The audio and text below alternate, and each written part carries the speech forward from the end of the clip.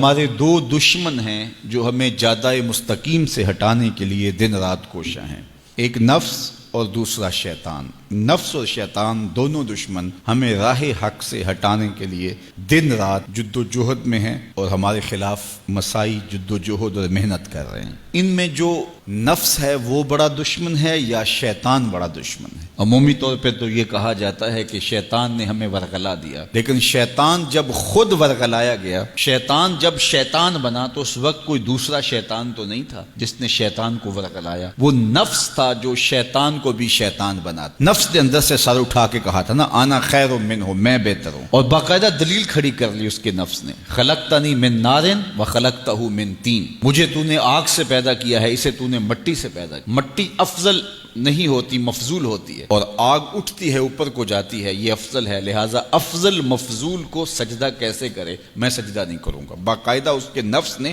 ایک دلیل تراشی۔ اللہ اگر چاہتا اس کی دلیل کے بخی اور دھیڑ کے رکھ دیتا، لیکن اللہ تعالیٰ نے اس کی دلیل کا جواب دینے کی بجائے کہا جا میرے دربار سے نکل جا۔ اس نے کہا مالک مجھے مہلت دے دے، کہا جا قیامت تک تجھے مہلت۔ اللہ اکبر۔ تو اب شیطان کو شیطان بنانے والا نفس ہے جس نے اندر سے کھڑے ہو کے کہا انا خیر منہ، میں بہتر ہوں۔ اس میں نے شیطان کا بیڑا غرق کر، انانیت اسے کہتے ہیں، انا خیر منہ، اس سے انانیت ہے، میں بہتر ہوں۔ ایک بزرگ تھے، انہوں نے ساری زندگی اپنی زبان پہ لفظ میں نہیں آنے دیا۔ وہ فرماتے تھے یہ وہ لفظ ہے جس نے شیطان کا بیڑا غرق۔ تو وہ اس مفہوم کو ادا بھی کرنا چاہتے تو بالفاظ دیگر کر۔ کسی نے سنا کہ فلاں شخص ہے، اس کی زبان پہ کبھی میں کا لفظ نہیں آیا، تو اس نے کہا لو اس کی زبان پہ یہ لفظ کیوں نہیں آیا؟ میں جاتا ہوں اور ان کی زبان پہ یہ لفظ آئے ہی آئے۔ ہر شخص کی اپنی ترجیحات ہوتی ہے۔ ایک مہم پہ نکلا کہ ان کی زبان پہ لفظ میں لے کر آنا۔ گیا، حضرت بیٹھے تھے، حضرت ایک مسئلہ پوچھنے آیا ہوں۔ بیٹا پوچھئے۔ کہا شیطان کو کس چیز نے برباد کیا تھا؟ حضرت اب تو بولیں گے نا کہ میں نے اس کا بیڑا غرق کیا تھا، تو کہوں گا جیسے بھی زبان پہ لفظ تو آ گیا، اور شیخ بھی بڑے سمجھدار تھے، سمجھ گئے اس کی نیت کے کھوٹ کو کہ یہ کیوں آیا ہے اور یہ مسئلہ کیوں پوچھ رہا۔ ہر مسئلہ تفہیم کے لیے نہیں پوچھا جاتا، اس کے مقاصد اور بھی ہوتے ہیں، اور اہل اللہ کو اللہ نے وہ بصیرت دی ہوتی ہے جو سائل کے انداز سے سمجھتے ہیں کہ اس کے مقاصد۔ تو کہا حضرت پوچھنے آیا ہوں کہ شیطان کو کس چیز نے برباد کیا؟ حضرت فرمانے لگے نماز کا ٹائم ہو گیا، ابھی جماعت کھڑی ہونے والی ہے، نماز کے بعد اس پہ بات کر۔ خیر نماز ہوئی، سلام پھرا تو حضرت خود فرمانے لگے کسی نے پوچھا تھا کہ شیطان کو کس چیز نے برباد کیا؟ جواب دینا چاہ رہا ہوں کس نے پوچھا تھا؟ جھٹ کھڑا ہو گیا میں نے۔ کہا بس اسی نے اس کا بیڑا غرق کر دیا۔ تو انانیت میں جو ہے یہ شیطان کو شیطان بنانے والی، نفس جس نے اندر سے سر اٹھایا اور کہا انا خیر منہ، میں بہتر ہوں، تو یہ شیطان کو شیطان بنانے والا نفس ہے۔ تو نفس شیطان سے بھی بڑا دشمن۔ اب ہمارے ساتھ دو بڑے دشمن لگے ہوئے، ایک شیطان اور دوسرا نفس، اور دونوں ہمارے باطن کو اجاڑنے کے لیے، ہمارے من کو بے چراغ کرنے کے لیے، ہمارے اندر کی روشنیاں بجھانے کے لیے دن رات کوشاں۔ ایک تنہا ناتواں اکیلی جاں، دو دشمنوں کے نرغے میں، اور دونوں دشمن بڑے تگڑے اور بہت طاقتور، اور ہر وقت ہمارے اوپر حملہ آور۔ الشیطان جاسم علی قلب ابن آدم فاذا ذکر اللہ خنس واذا غفل وسوس۔ حضرت نبی رحمت صلی اللہ علیہ وآلہ وسلم نے ارشاد فرمایا شیطان اولاد آدم کے دل پہ قبضہ جماتا ہے، اور جب بندہ غافل ہوتا ہے تو یہ وسوسے ڈالتا ہے، اور جب بندہ اللہ کا ذکر کرتا ہے تو یہ بھاگ جاتا ہے۔ تو شیطان وسوسہ اندازی کرتا ہے، باطن کو اجاڑتا ہے، من کو لوٹتا ہے۔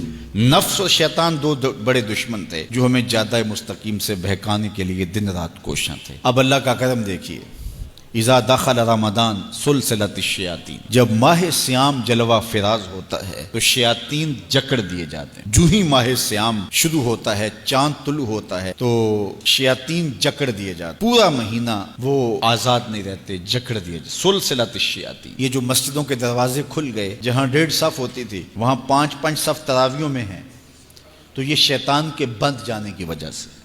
لیکن مہنگائی کا طوفان ہے، بد نگاہی ہے، بد تہذیبی ہے، جھوٹ ہے، دیگر امور بد بھی جاری ہیں، یہ نفس کے موجود ہونے کی۔ نیکی کا ماحول پیدا ہوا یہ شیطان کے بند جانے کی وجہ، لیکن ہماری برائیاں بدستور موجود ہیں یہ نفس کے موجود ہونے کی وجہ سے۔ اب ہمارے لیے آسانی یہ ہو گئی کہ دو دشمن تھے جن کا ہمارے سے مقابلہ تھا، ایک نفس اور دوسرا شیطان۔ ہمارے لیے یہ سہولت ہو گئی کہ ہمارا ایک دشمن باندھ دیا گیا، اب دشمن ایک ہے جس سے ہم نے ماہ سیام میں اور وہ دشمن کون کون سا ہے؟ نفس۔ اب نفس کا مقابلہ اتنا آسان بھی نہیں، یہ بہت ڈاڈا دشمن ہے، اندر کا دشمن ہے، گھر کا بھیدی ہے۔ باج فقیراں کسے نہیں ماریا، باہو ظالم چور اندر داہو۔ یہ بڑا سخت اور بڑا شدید قسم کا دشمن ہے۔ یہ اس کی چالیں بہت باریک، شیطان کی چالیں بھی بڑی باریک ہیں اور نفس کی چالیں اس سے بھی زیادہ باریک۔ اب کیسے مقابلہ کریں گے؟ شیطان بھی ہماری متاع عمل کو لوٹنا چاہتا ہے، حتیٰ کہ ہمارے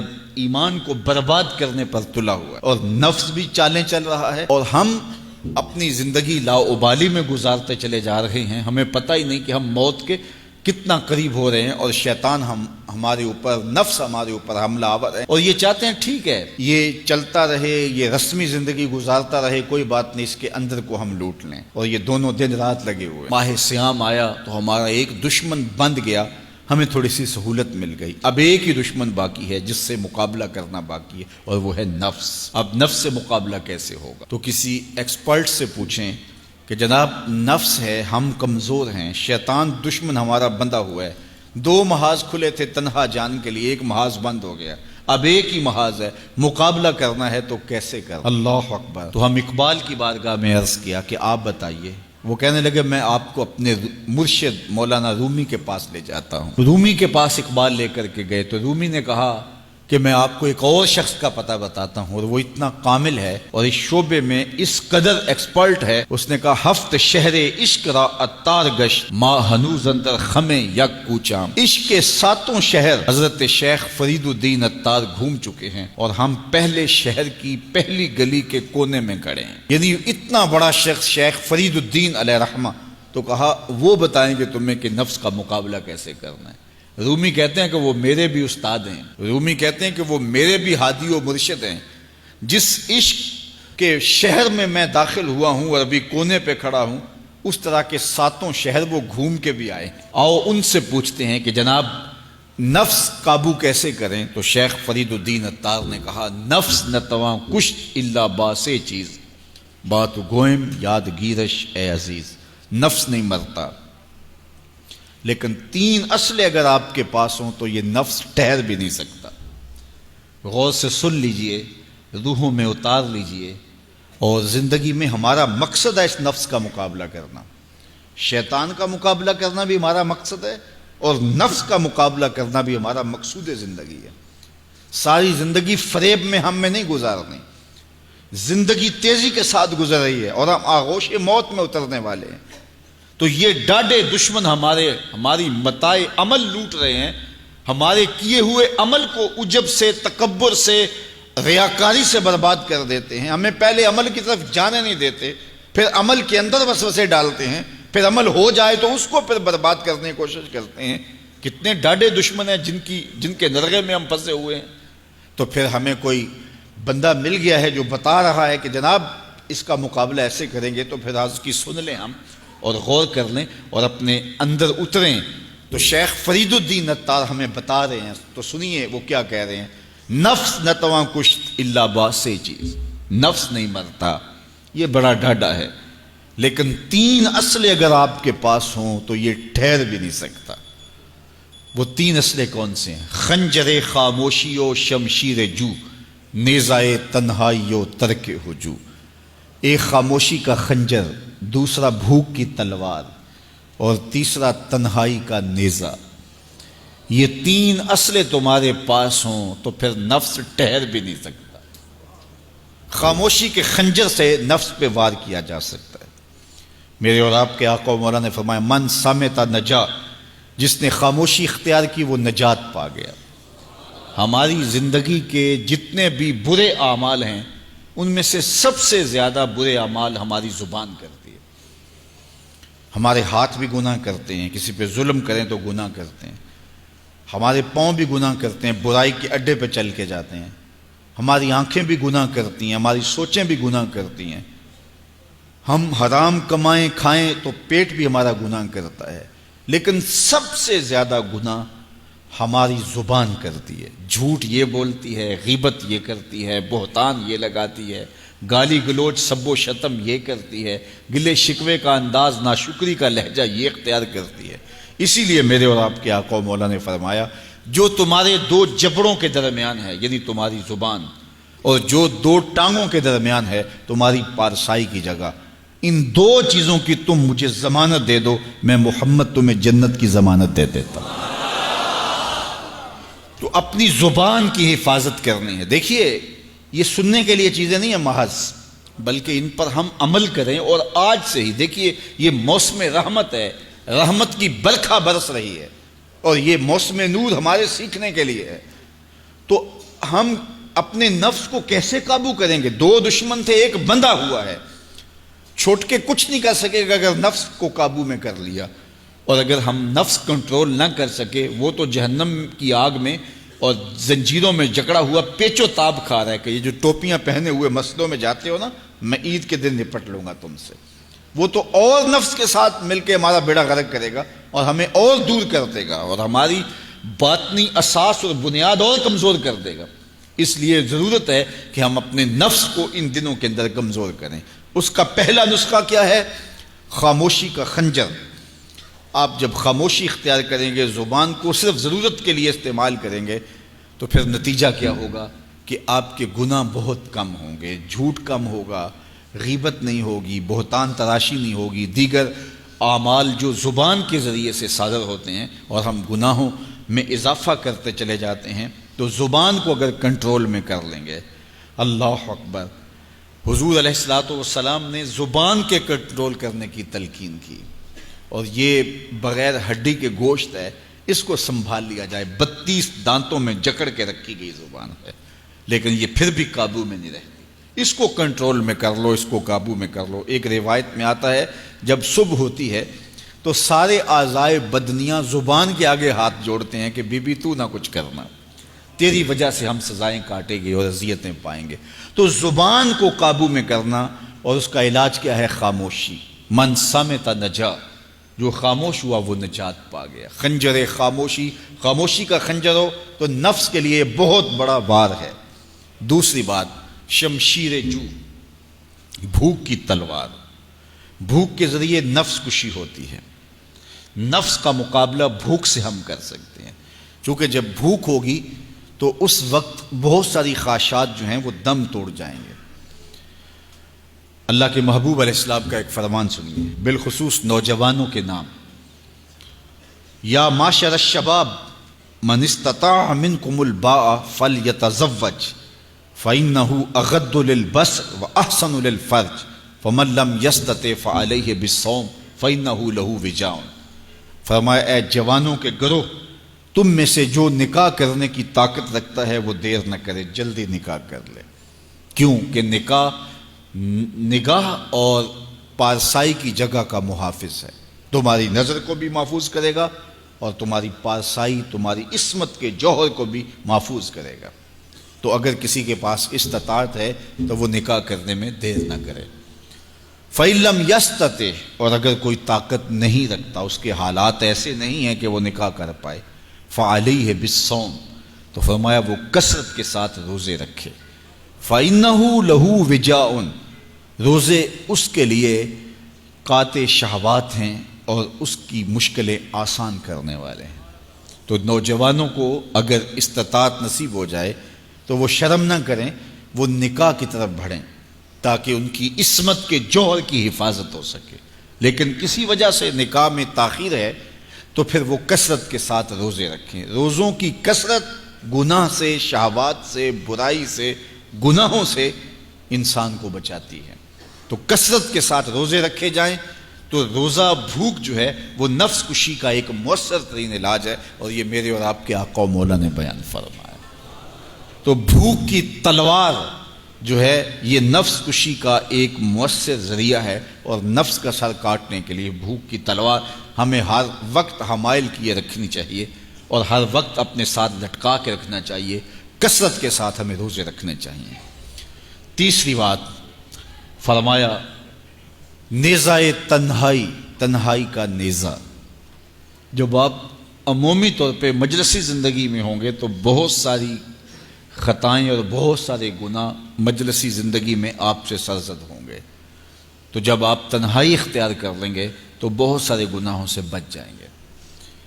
حضرت شاہ نقشبند بخاری علیہ رحمہ فرماتے ہیں کہ فقیر کے لیے سب سے بہتر جگہ اللہ کا گھر مسجد ہے، یا پھر کامل شیخ کی صحبت ہے، یا پھر تنہائی ہے۔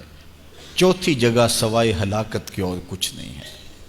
العافیۃ فی العزلہ، عزلت میں، تنہائی میں عافیت رکھی گئی ہے۔ اس لیے اپنے آپ کو ایسے ہجوم میں، ایسی جگہوں پہ لے جانے سے روکیں، اپنے آپ پر ضبط کریں جہاں نظر پاک نہیں رہتی، جہاں خیال کی پاکیزگی کا سامان نہیں رہتا، اور جہاں آپ کی جو ہے وہ آپ کی زبان محفوظ نہیں رہتی۔ دوستوں کے ساتھ بیٹھیے، آپ عزیزوں رشتہ داروں کے پاس جائیے، ضرور ملاقات کیجیے، لیکن اس کا ایک اعتدال ہونا چاہیے۔ اگر آپ سمجھتے ہیں کہ کسی جگہ جاتے ہوئے، کسی جگہ پہنچ کر آپ کی نظر میں پاکیزگی نہیں رہے گی، خیالات میں گندگیاں گردش کرنے لگ جائیں گی، سوچوں میں آوارگی آنے لگ جائے گی، تو وہ شادی کی تقریب ہو یا کوئی اور تقریب ہو، وہاں جانے سے اپنے آپ کو روک لیں، کیونکہ وہاں جا کے آپ اپنا کوئی فائدہ نہیں کر رہے، اپنا نقصان کرنے جا رہے ہیں۔ تو جہاں آپ کو یقین ہو کہ آپ وہاں اپنے آپ کو بچا نہیں پائیں گے، اپنی حفاظت نہیں کر پائیں گے، تو وہاں سے تنہائی بہتر ہے، وہاں سے عزلت بہتر ہے۔ تو یہ تین چیزیں ہم اگر کر لیں تو یہ نفس کشی کا ایک مؤثر ذریعہ ہے۔ اب ماہ صیام کے اندر اللہ تعالیٰ یہ تینوں چیزیں ہمیں نصیب کرتا ہے۔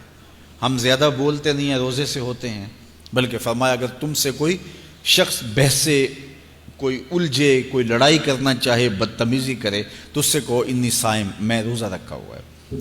اور اسی طرح بھوک تو میسر ہوتی ہی ہوتی ہے۔ اور تیسری بات کہ عزلت بھی میسر ہو جاتی ہے، اس میں آپ ذکر کے لیے، فکر کے لیے، روزے میں آپ تلاوت کلام مجید کے لیے تنہائی اختیار کرتے ہیں۔ تو گویا روزہ ایک ایسی تربیتی ورکشاپ ہے کہ جس کے ذریعے سے آپ کے نفس کی تہذیب ہو جاتی ہے۔ جب نفس قابو میں آ گیا، نفس کنٹرول میں آ گیا، نفس کو آپ نے کمزور کر لیا، تو شیطان چھٹ کے بھی کچھ نہیں کر سکے گا، کیونکہ شیطان ہمارے اوپر حملہ کرتا ہے نفس کے ذریعے سے۔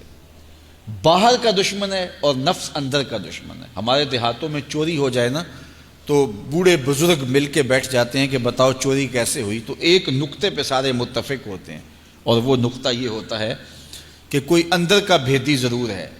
جب تک کوئی اندر کا بندہ نہیں تو باہر سے کوئی آ کے از خود چوری نہیں کر سکتا، تو کوئی اندر کا بندہ ضرور موجود ہے۔ نفس اندر کا بھیدی ہے اور شیطان باہر سے آ کر حملہ آور ہونے والا ہے۔ اس لیے شیطان کو اندر آنے کا موقع نفس دیتا ہے۔ نفس کو ہی کمزور کر لیجئے، وہ آپ کا ساتھی بن جائے، نفس امارہ، نفس مطمئنہ بن جائے، اور وہ نفس جو برائی کا حکم دیتا ہے وہ نفس امارہ کہلاتا ہے، اور جب وہ کثرت ذکر سے، عبادت سے نفس مطمئنہ بن جاتا ہے تو پھر وہ شیطان کے لیے رکاوٹ کا ذریعہ بن جاتا ہے اور آپ کی زندگی محفوظ ہو جاتی ہے۔ اور یہ ہمارا کام ہے، یہ ہمارے کرنے کا وظیفہ ہے۔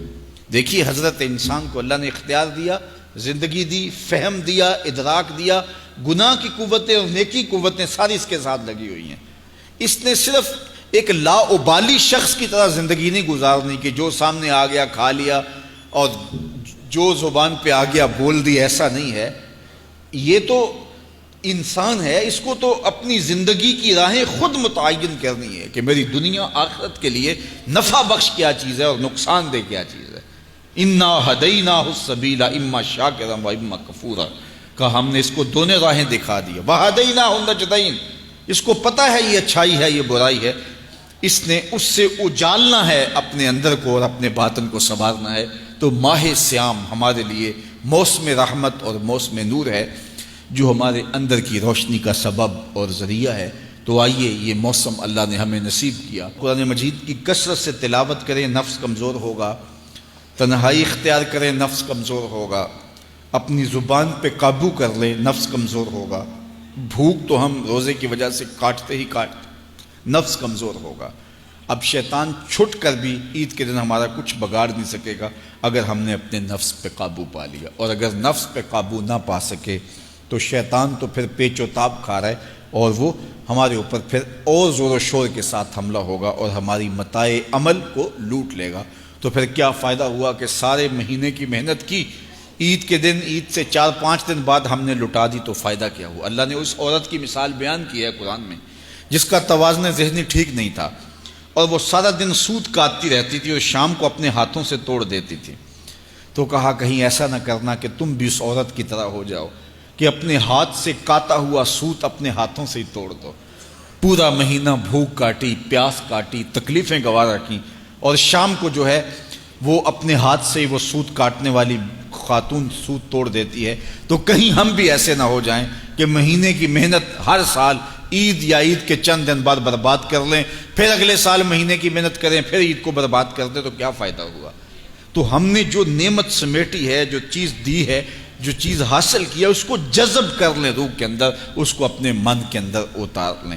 اہل ایمان کو ایک دعا تلقین کی گئی ہے، وہ کیا دعا کرتے ہیں؟ ربنا لا تزغ قلوبنا بعد اذ ہدیتنا، اے اللہ ہدایت کے بعد ہمارے دل کو پھر دوبارہ ٹیڑھا نہ کر دینا۔ اگر ہدایت دی ہے تو وہ نصیب ہی رہے، وہ من میں جذب ہو جائے، وہ روح میں اتر جائے۔